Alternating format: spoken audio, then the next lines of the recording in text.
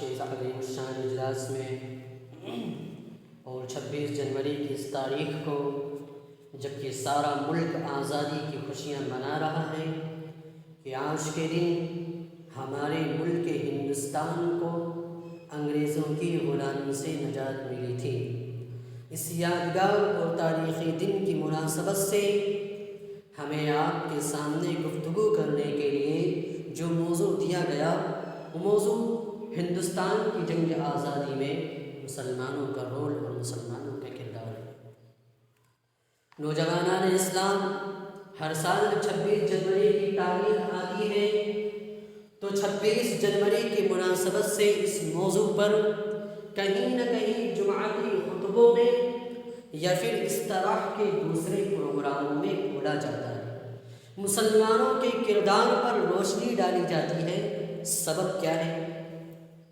ہندوستان کی جنگ آزادی میں مسلمانوں کے کردار پر روشنی ڈالنے کا سبب کیا ہے؟ بنیادی طور پر تین اسباب ہیں۔ پہلی بات تو یہ کہ آنے والی نسلیں یاد رکھیں کہ ان کے اسلاف نے اس ملک کے لیے کیا کیا قربانیاں دی ہیں۔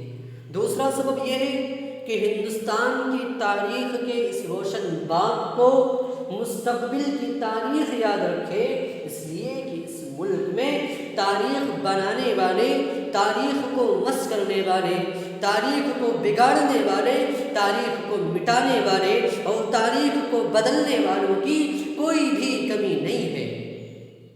تو لہذا ہر سال 26 جنوری کی مناسبت سے ہر سال اس موضوع پر کہنا اس لیے ضروری ہوتا ہے کہ تاریخ کو یاد رکھیں اور کسی بھی تاریخ بدلنے والے کی یہ جرأت اور یہ ہمت نہ ہو سکے کہ وہ ہمارے ماضی سے کھیل سکے اور ہمارے ماضی سے وہ کھلواڑ کر سکے۔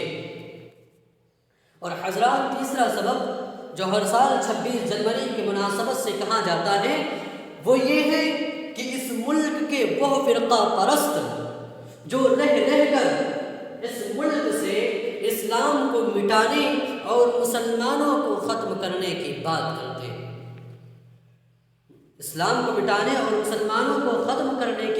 کرتے ہیں، یہ وسوسہ جو بار بار ان کے ذہن و دماغ میں گردش کرتا ہے، اس موضوع پر گفتگو کر کے ہم انہیں یہ پیغام دینا چاہتے ہیں کہ وہ ایسے خواب دیکھنا چھوڑ دیں۔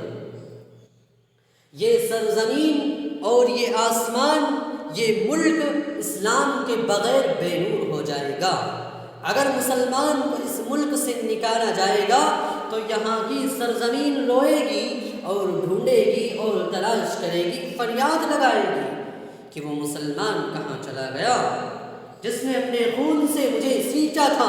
یہاں کا آسمان روئے گا اور تلاش کرے گا کہ وہ مسلمان کہاں چلا گیا، جس کی قربانیوں کے ہزاروں نظارے اور ہزاروں مثالیں میں نے دیکھی ہیں۔ اے قوم و ملت کے لوگوں، یہ سچ ہے اور یہ حقیقت بھی ہے کہ جنگ آزادی ہندو اور مسلم دونوں نے مل کر لڑی ہے۔ اس حقیقت سے کوئی بھی انکار نہیں کر سکتا۔ ہندوستان کی جنگ آزادی یہ بیک وقت مسلم اینڈ نان مسلم دونوں نے مل کر لڑی ہے، اس حقیقت سے کوئی بھی انکار نہیں کر سکتا۔ مگر یاد رہے کہ اکثر مرحلوں میں جنگ آزادی کی قیادت اور کمانڈنگ مسلمانوں کے ہاتھوں میں رہی۔ ہندو بھائی ساتھ ضرور رہے، ہندوؤں نے آزادی کے لیے قربانیاں ضرور دیں، میں اس بات سے انکار نہیں کرتا، مگر یہ تاریخی حقیقت ہے کہ جنگ آزادی کا قائدانہ رول جنہوں نے ادا کیا اور جنگ آزادی میں کمانڈنگ جنہوں نے کی وہ مسلمان ہیں۔ اس لیے کہ جنگ آزادی ایسا نہیں کہ وہ 40-50 سال کے اندر محیط ہے، جنگ آزادی ایسا نہیں کہ 40-50 سال کی تاریخ ہے، جنگ آزادی 200 سے 250 سال پر محیط ہے، 200 سے 250 سال پر۔ عام طور پر کہا جاتا ہے کہ 1857 عیسوی میں پہلی جنگ آزادی ہوئی۔ یہ بہت بڑی تاریخی غلطی ہے۔ جنگ آزادی شروع ہوئی ہے 1750 سے پہلے، 1750 سے پہلے 2021 میں ہم ہیں، 1940 عیسوی میں یہ ملک آزاد ہوا تھا۔ کتنے میں؟ 1940 عیسوی میں یہ ملک آزاد ہوا۔ کہاں لے جاتا ہے کہ 1857 عیسوی میں پہلی جنگ آزادی ہوئی، شروع ہوئی، یہ غلط بات ہے۔ اس سے ایک صدی پہلے 1750 عیسوی سے پہلے جنگ آزادی شروع ہو گئی تھی۔ اس طرح سے جنگ آزادی کی تاریخ 200 سے 250 سال پر محیط ہے۔ اور جیسا کہ ہم نے کہا، چونکہ قائدانہ رول جو ادا کیا وہ مسلمانوں نے ادا کیا۔ وہ کیوں کہا؟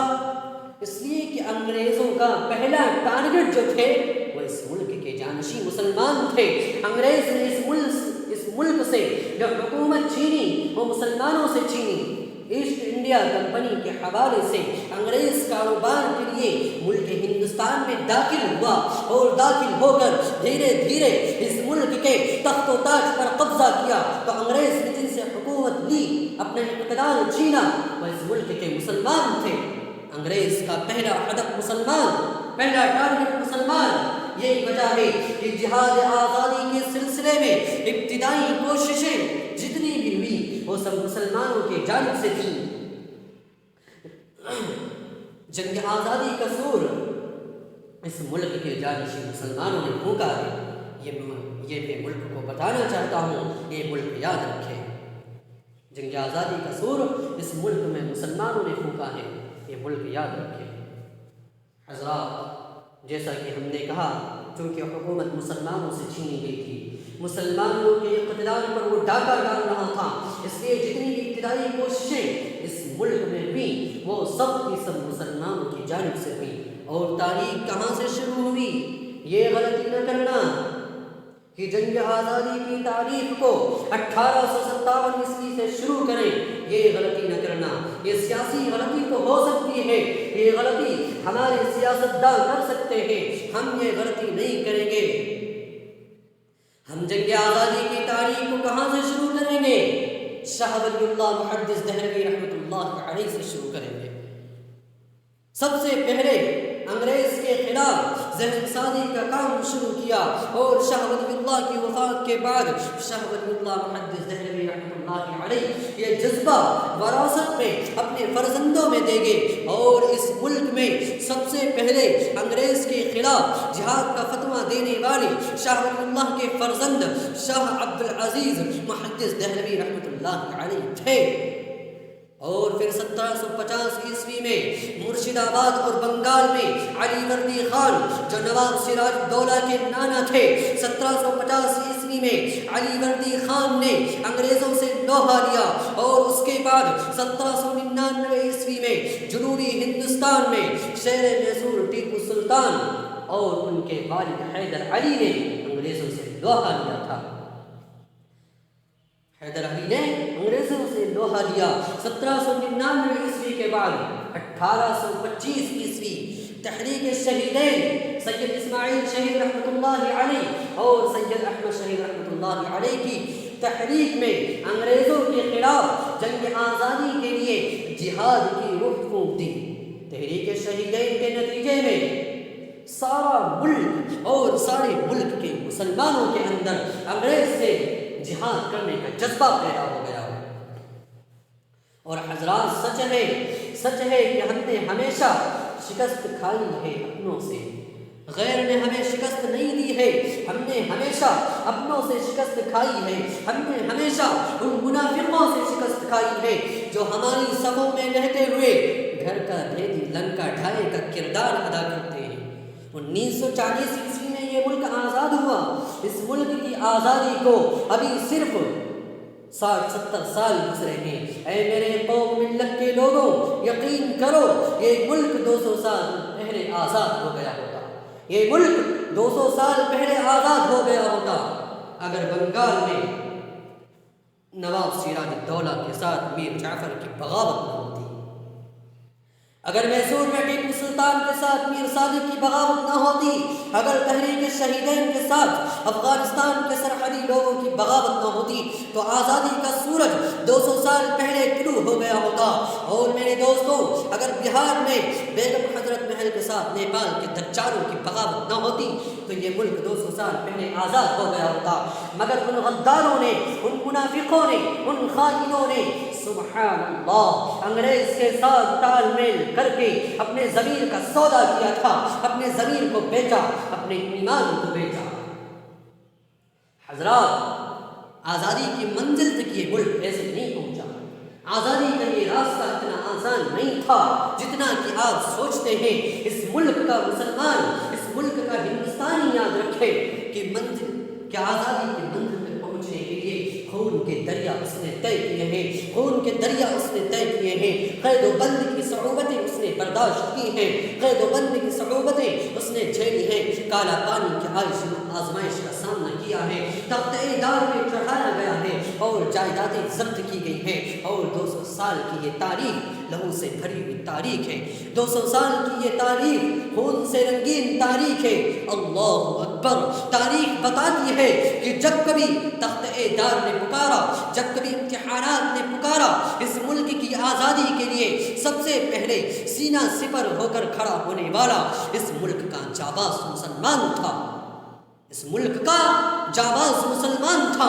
اس ملک کی آزادی کی راہ میں جب کبھی آزمائشوں نے دعوت دی ہے، جب کبھی امتحانات نے پکارا ہے، اس ملک کے مسلمان نے کبھی بھی اپنے قدم پیچھے نہیں ہٹائے بلکہ سینہ تان کر آگے بڑھتا رہا۔ شاعر کی زبان میں یوں بیان کرتا ہوں، سرفروشی کی تمنا اب ہمارے دل میں ہے، سرفروشی کی تمنا اب ہمارے دل میں ہے، دیکھنا ہے زور کتنا بازو قاتل میں ہے۔